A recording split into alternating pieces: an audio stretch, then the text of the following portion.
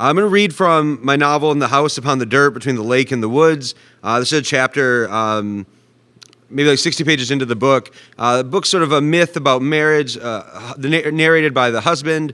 They come to this place, the dirt between the lake and the woods. They build this house. The husband is a hunter and a fisher who's obsessed with his family he'd like to have. The wife is this beautiful singer who's able to sing objects into being. She sings first like small household objects, later like a second moon in the sky, a maze beneath their house. They failed to have children. And eventually the husband ends up with this ghost of one of their children failed pregnancies called the fingerling that lives inside him and talks to him. And the wife brings this second child home that she finds in the woods called the foundling. So this is right after the foundling joins their family. For that foundling, our false son, my wife and I played at parenting together. And those early years, we learned him in the ways of our family, and also the first four of the elements, dirt and house and lake and woods. Cross-legged upon the fur-covered floor, we told him what we had been taught, that those four aspects were all we were. But then my wife said there was another, a fifth, and that this element was called mother, that it was her mothering that made the foundling, more so than any other. I thought this to be a lie, but said nothing, kept silent in my concerns at her greedy deception. And then as I withdrew, I came as well to discern elements previously unknown.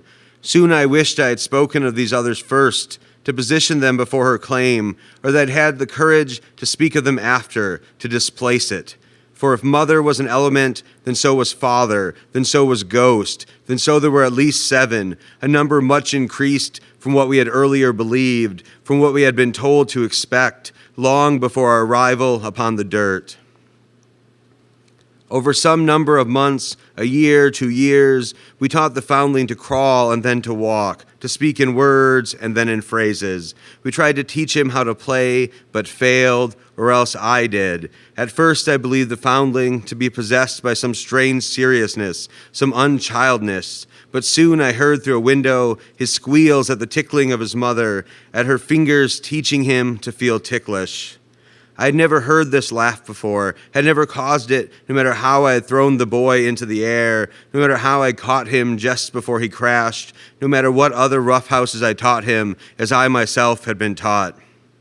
By the time the foundling began to sing my wife's simplest songs, I had learned to restrain the fingerling, but always he watched for his chances, and soon all my angers were ulcered inside me, and one by one the fingerling sought their increased company, in whatever pits they burned their slow language. My wife and I were quieter then too, gently estranged, and so from us the foundling learned to speak only slowly, a lack set against all the years the fingerling had whispered in my ear.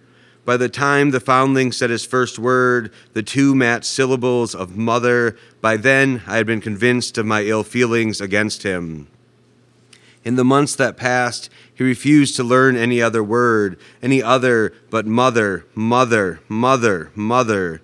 And at night, my newly named wife held him between us in the bed, her touch always on him and never me, and at meals the fingerling conspired for my gut as my wife fussed over the foundling's every want, as their voices filled the small house, until again and again I fled the clamor of their table to go out into the moony woods, where in those days I would often find myself digging some unneeded plot, like a dog who has not yet found his bone, but still wants the place to bury it.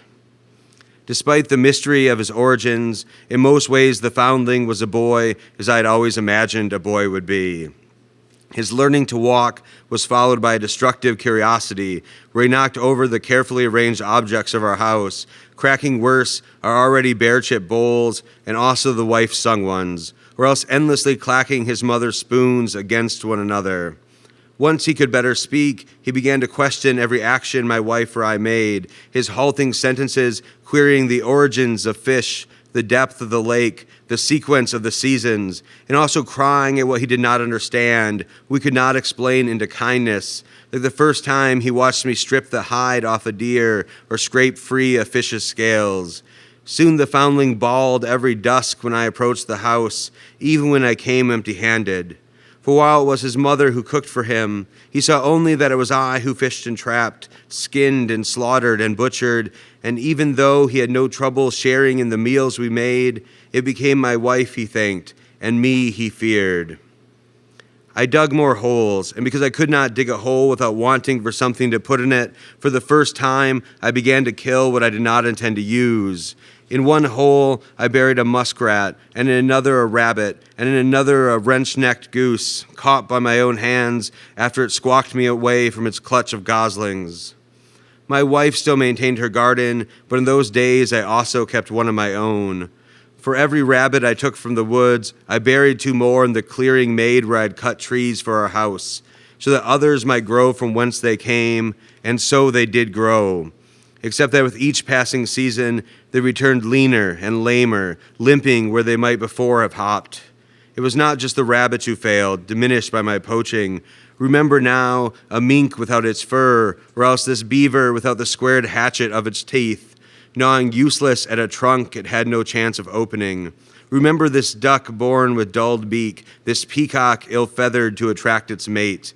Remember all those other animals, blunted and endangered by my hand, and yet how could I stop?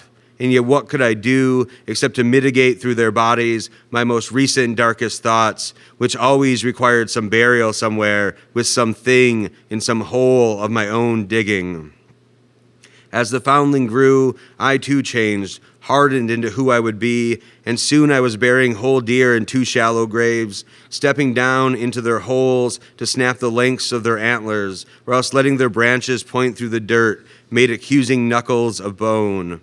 In this way, all the beasts and birds of the woods gave themselves over to my traps, so that never was there a morning when I found nothing where no fur or feather filled my gathering fists. All the beasts and the birds, all except for one, the only animal I dared not trap was the giant bear, who I correctly feared would not suffer me to try.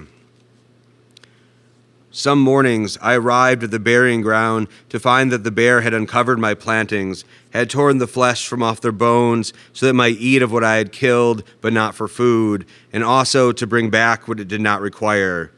This is how I thought the bear showed me what it claimed, even unto and after death, and also what it thought of my poaching, as if I did not already know the bounds of its domain and of all others, that the woods belonged to the bear, that the house belonged to me, or else had before, but was owned now by her, my wife, that if I wished to reduce my trespass, then the lake would perhaps be a better place in which to store my dead, if only my wife could have stomached the sight of my dragging their bodies across the dirt, of the scraped clay wounded red. During the day, the foundling roamed often upon the dirt, sometimes in the company of his mother and sometimes alone. As he grew in size, he grew braver too, but still he remained unwilling to step under even the thinnest outer trees, those still shot through with sunlight. Even with his mother at his side, holding his diminutive hands, his fingers too small for his age, even then he was afraid of everything he might have guessed lurked within those living woods, his imagination making up for his lack of experience. But could what he might have imagined be worse than the truth? Much of what happened in the woods was then my secret, and the fingerlings, the trapped and the dying beasts, the dug and filled graves, the bones thrust through the dirt, uncovered and freed to new life by the bear, then trapped and buried again. The foundling was most afraid of the bear, that beast I had spoken of often at the table, despite the hushings of my wife, and also he was afraid of me, of the fingerling inside, that brother the foundling did not know, but that I believed he sometimes heard in my voice. His fear of me disappeared only fleetingly, now and then in some lucky forgetfulness of childhood, and eventually my wife stopped bringing him near the woods, so that he would not wail at the sight of the trees, my traps, bloody me. And as they withdrew into the safety of our house, I too retreated, spent more and more of my daytime on the wooded side of the tree line that thresholds divide.